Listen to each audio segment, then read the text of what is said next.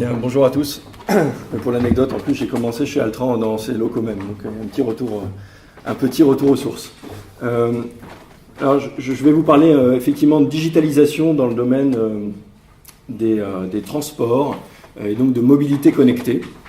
Ce que je vous propose, c'est de vous décrire ce que fait Joule et ensuite de vous décrire ce que nous avons fait, je dirais, in situ et in vivo, notamment ici les Moulineaux, avec quelques enseignements, je dirais, plutôt empiriques. Je ne suis pas expert en processus, mais en revanche, il y a des enseignements terrain sur la manière dont on a pu impacter la performance économique et commerciale dans ce domaine, enseignements qui sont intéressants. Sachant que le transport, vous le savez, c'est un monde qui bouge beaucoup. Entre le transport contraint spatialement et temporairement, comme le ferroviaire, et puis le covoiturage dynamique qui est hyper dérégulé, vous avez tout un tas de transports sur la route et avec des frontières qui bougent. Vous avez tous entendu parler des débats houleux entre les VTC et le taxi. Il faut bien savoir que le transport public en commun classique s'interroge beaucoup sur sa manière d'exploiter, d'informer et de se positionner dans ce monde. Alors, le métier de Joule, donc je suis un des cofondateurs, on a créé Joule à 4 il y a 3 ans et demi, avec la conviction, qui est celle que rappelait Bernard en introduction, que nous vivons de plus en plus dans un monde hyperconnecté, hypermobile. Ce qui a notamment comme conséquence l'émergence et la nécessité de brassage de multitudes de données. Nous avons choisi de nous intéresser à un segment de ces données brassées, qui est le segment des données géolocalisées en temps réel. L'enjeu de Joule, c'est de permettre de valoriser vos données, à vous, professionnels ou à vous, particuliers, vos données géolocalisées en temps réel, à tout niveau de la chaîne, c'est-à-dire les données que nous produisons, puisque les terminaux personnels qui, dorénavant, nous équipent quasiment tous, que ce soit smartphone, tablette, lunettes, montres, ont une capacité de production de données géolocalisées. Le retraitement, en se servant de la puissance du cloud, pour éviter d'être victime du succès et d'usage massif, comme il peut y en avoir dans la Smart City.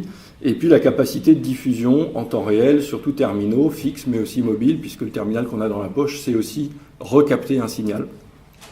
L'enjeu derrière ça, c'est d'arriver à garantir une latence de quelques secondes entre le moment où la donnée est produite et le moment où elle est reçue, quel que soit le nombre de données produites et ou quel que soit le nombre de données reçues.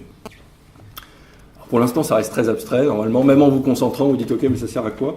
En fait, on pense que c'est au service de nombreux usages et on a souhaité assez vite éditorialiser notre propre plateforme, être éditeur d'applications sur notre propre plateforme et de s'intéresser à des souffrances précises en particulier pour lesquelles nos technologies pouvaient permettre de justement réduire la souffrance.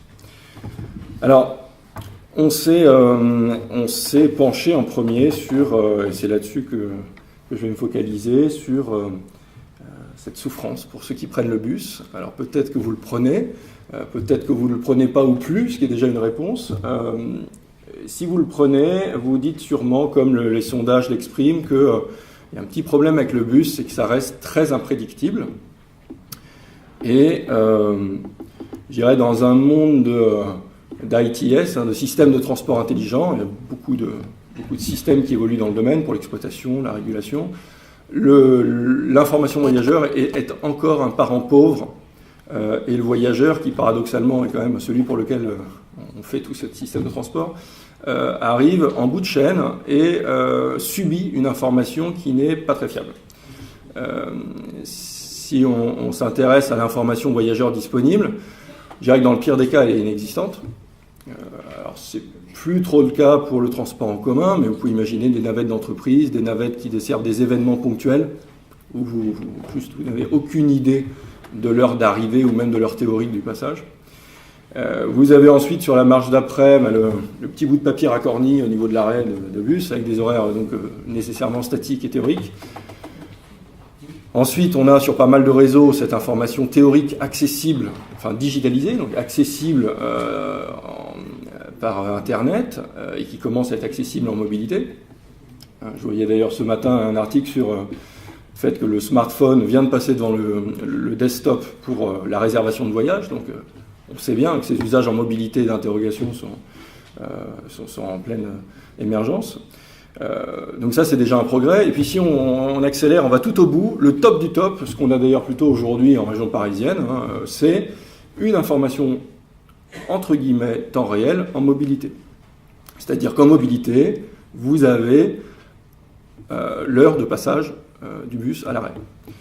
Sauf que cette heure-là, c'est donc pas une heure réelle, c'est une heure estimée, puisque c'est une heure prédictive.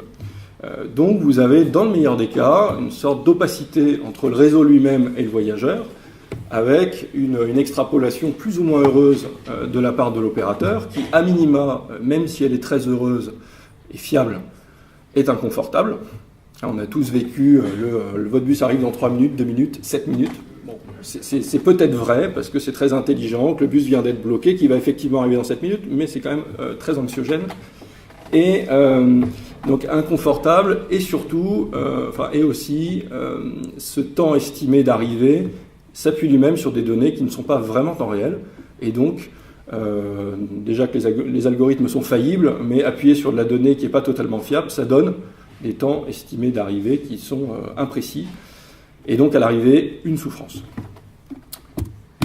C'est pour cette raison qu'on a donc décidé de développer une application qui s'appelle ZenBus, dont l'ambition est très simple, c'est de permettre de voir son bus en temps réel. Donc maintenant on rajoute, je ne l'ai pas mis là, mais c'est voir mon bus en vrai temps réel, parce qu'il y a un problème avec le temps réel, c'est que c'est un mot très galvaudé, tout le monde parle de temps réel, mais c'est quoi le temps réel ? Et quand on dit vrai temps réel, c'est que on veut vraiment être de l'ordre de la seconde et pas ni de la dizaine de secondes, ni de la minute, ni même d'un temps qui est peut-être pas long, mais avec une latence qu'on ignore. Et donc l'objet de ZenBus, c'est de permettre de voir physiquement le bus virtuel sur une carte de son smartphone, le voir avancer dans la ville. Alors, il y a un petit problème de définition qui se cumule avec un problème de connectivité, puisqu'on n'a pas le Wi-Fi, donc vous n'aurez pas une démonstration en live. Le principe est le suivant. Si on reprend la chaîne de valeur, c'est en bout de chaîne pour l'usager, et pour à vrai dire, on le verra, mais il n'y a pas que l'usager qui peut avoir besoin de cette information-là, d'avoir donc une carte de sa ville avec le bus qui avance exactement là où il est, et en amont de générer cette information à l'aide d'un simple smartphone. Et donc de redonder ou court-circuiter des systèmes informatiques très lourds qui aujourd'hui sont déployés sur beaucoup de lignes de bus, qui servent à l'exploitation et à la régulation, et qui ne servent l'information voyageur qu'en sortie, ce qui explique notamment que la donnée ne soit pas très temps réel. Donc l'enjeu de ZenBus, c'est celui-là, et nous avons déjà déployé donc in situ, in vivo, dans la vraie vie, ce système avec différents opérateurs, avec la RATP, dans la ville d'Issy-les-Moulineaux et bientôt dans d'autres villes de Petite Couronne, et puis avec une filiale de Transdev et Keolis, plus dans l'ouest de la France. Alors, on a aujourd'hui donc un petit recul sur l'impact que à la fois ce processus de récupération de données, c'est-à-dire de donner un smartphone à un conducteur. Croyez-moi, c'est pas trivial d'aller voir le CHSCT RATP en disant vous allez avoir un smartphone Android à distribuer à tous vos conducteurs. Donc ça, il y a des petites des freins, des chasses gardées qu'on est obligé d'aller titiller. Et donc ce que je vous propose, c'est de s'appesantir sur l'impact à la fois de la manière dont ZenBus génère les données et puis la manière dont les différentes parties prenantes vont les recevoir et les retraiter. Alors si on commence par la gauche, le voyageur, on fait tout ça pour lui. Le but, c'est donc bien d'être efficace, d'avoir une information fiable à une heure où je citais Uber tout à l'heure pour les VTC. Uber, si vous utilisez Uber, vous voyez votre petite voiture arriver en temps réel quand vous l'avez commandée. Tout le monde se dit que c'est effectivement très rassurant. Aux États-Unis, ça fait déjà longtemps que ça existe. Donc la géologue temps réel existe pour Uber, ça existe pour ceux qui s'intéressent au domaine plus récemment pour la SNCF, avec SNCF Maps, où on voit tous les trains, c'est marrant, je vous invite à aller voir, tous les trains sur la carte de France, alors même que le train est sur des voies dédiées, même s'il n'est pas toujours prédictible, mais on pourrait se dire qu'il y a moins d'utilité que pour le bus. Et donc, on est vraiment sur cette notion de donner une information brute mais fiable au voyageur pour lui permettre d'exercer sa propre intelligence et de ne pas subir de manière opaque l'intelligence plus ou moins heureuse de l'opérateur. Donc il y a une sorte je dirais, transparence de fait de la donnée. On parle de...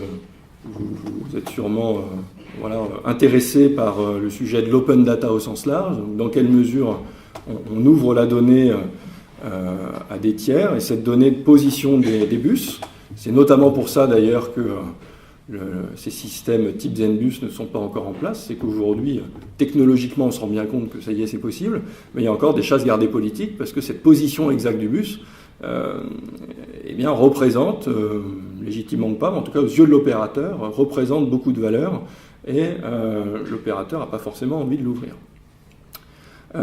Donc pour le voyageur, l'idée est d'être plus efficace, l'idée est d'être plus rassurant, quitte à être voyageur captif, quitte à être à l'arrêt, j'ai en fait une dimension supplémentaire dans l'information qu'on me donne. Et puis même ludique, je dirais que la digitalisation peut être accompagnée d'une certaine gamification. Je pense que tout le monde connaît ce mot. Peut-être que vous connaissez Waze. Waze, si je me souviens bien, l'automobiliste qui rentre dans le réseau géolocalisé temps réel, il commence avec une tétine dans la bouche. Il y a vraiment une notion de jeu vidéo. Et on ne l'avait pas forcément perçu au départ, mais de voir un petit bus qu'on a designé un peu spécialement pour ça, mais qu'on voit un petit bus avancer sur une carte, en fait, il y a un côté ludique dans un moment qu'on n'aurait pas spécialement envisagé comme ludique, quand vous attendez le bus sous la pluie à un arrêt, c'est pas le meilleur moment de votre journée. Et donc ça c'est vraiment ce sont des retours voyageurs qui nous disent en fait ça devient même marrant, et comme j'ai rien à faire quand j'attends à l'arrêt, je regarde mon bus y arrive. Le conducteur, on l'a mis au centre. Pourquoi ? Parce que il est assez névralgique, vous l'avez compris, dans le processus, parce que s'il n'a pas son smartphone dans le bus, on n'a pas la donnée. Soit dit en passant, pourquoi les lignes sont en train de bouger ? Parce que on peut facilement imaginer que si le conducteur n'a pas son smartphone, les voyageurs en revanche en ont, et qu'ils peuvent eux-mêmes générer la donnée que le conducteur ne générerait pas. C'est ce qu'on appelle donc le crowdsourcing, donc se servir de la puissance de la foule des voyageurs. Ça commence à arriver.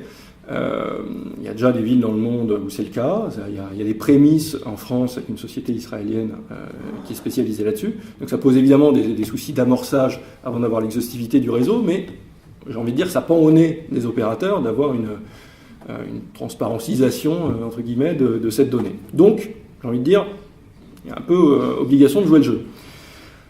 Alors on a tout fait pour rendre ce jeu facile, parce qu'encore une fois, c'est compliqué d'aller rajouter une impression d'être fliqué et des minutes de travail supplémentaires, en particulier dans ce monde assez syndiqué, avec des conflits assez latents, qui est le monde du transport collectif. Donc on a tout fait pour simplifier la tâche et avoir une application, je dirais, très ergonomique. Alors ensuite, ce qu'on n'avait pas forcément perçu au départ, c'est que, en fait, ça se révèle très valorisant. Parce que le chauffeur se retrouve un peu au cœur du système, et quand il apparaît sur la carte en tant que bus, il apparaît en fait un peu en tant que chauffeur. Donc Bernard parlait en introduction de la notion de connectivité digitale versus connectivité humaine. Eh bien, en quelque sorte, et ça on l'avait pas anticipé, on se rend compte que la digitalisation du poste de pilotage et du bus permet une connectivité humaine nouvelle, ou la repermet à nouveau. Avant, il y avait pas mal de qualité de service dans un bus, il y avait de l'information, du dialogue, il y avait même, je crois que c'est à Londres, où il repasse à nouveau à 2 personnels embarqués par véhicule pour que l'un des deux informe le voyageur.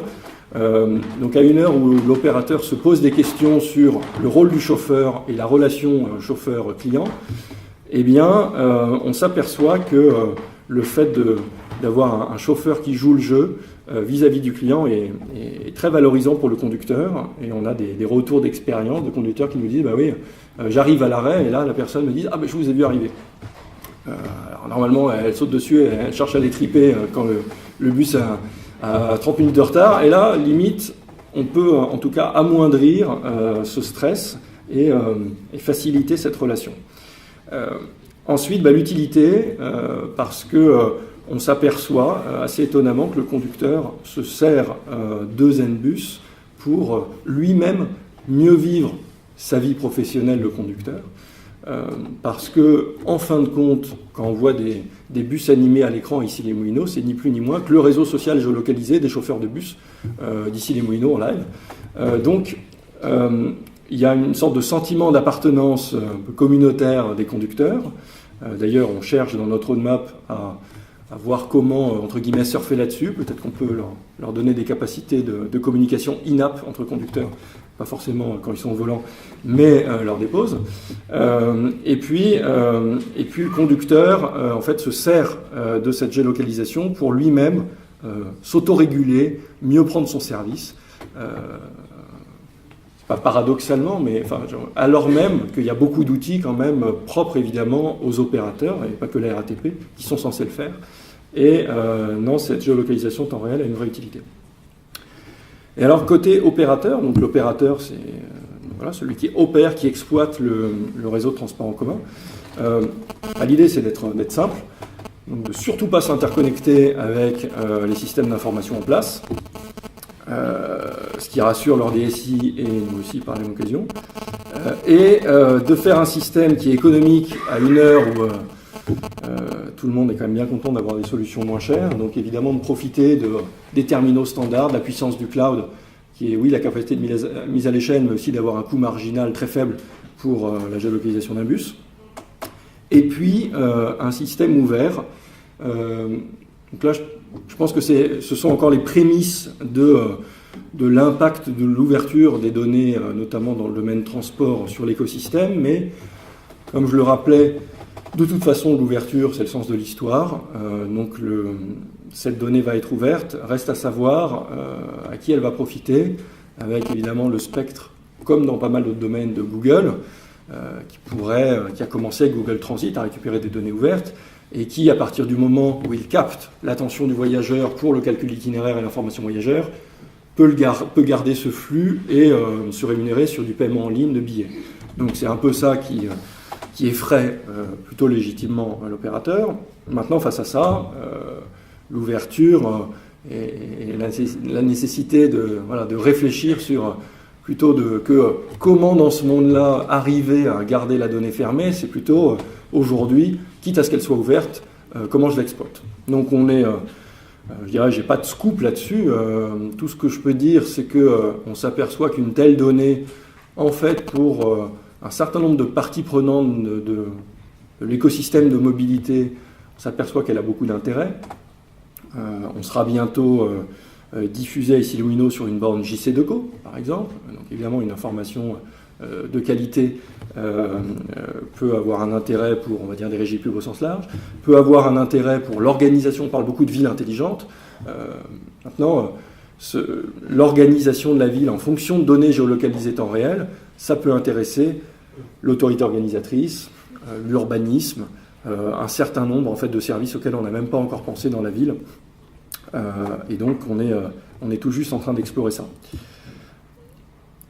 Alors pour faire très court, il me reste 2 slides. Je me suis focalisé sur les transports, mais évidemment le smartphone est agnostique, donc il peut être dans les mains d'une personne pour aider à localiser cette personne en temps réel, un véhicule qui peut ne pas être qu'un bus, mais tout type de véhicule roulant, ou un événement. Donc Joule s'intéresse à l'ensemble de ces possibilités, des innovations d'usage qui les accompagnent, avec différentes applications. Juste un mot sur Logidec, qui en termes d'impact sur les processus et la performance à la fois économique et commerciale peut être intéressant. Logidec, c'est quoi? C'est une application qui va permettre à un logisticien de permettre un partage de géolocalisation entre un livreur et son destinataire, un partage ponctuel et sécurisé est en réel. Typiquement, l'objectif, vous attendez votre réparateur Darty avec une fenêtre de 4 heures. Maintenant, c'est un peu évolué, mais il y a quand même quelquefois des industries où, réparation d'une chaudière gaz, 4 heures la semaine prochaine. Et donc, ça vous permet de gagner en qualité de service. Et inversement, ça peut aider le logisticien à optimiser son appariement, puisque 2 personnes qui se voient peuvent du coup se retrouver plus facilement, gagner du temps, de l'énergie et de l'argent. Voilà, pour information, c'est un sujet qui tient à cœur. Je ne sais pas s'il y a des logisticiens dans la salle, mais qui tient à cœur à beaucoup de logisticiens, avec les logiques de last mile delivery que vous connaissez tous. Voilà, ça c'est une petite publicité. Donc, pour Joule, comme je le disais, on a un peu plus de 3 ans d'existence. On a fait une première levée de fonds, on va bientôt relever des fonds d'ailleurs. Voilà, merci à tous. Merci.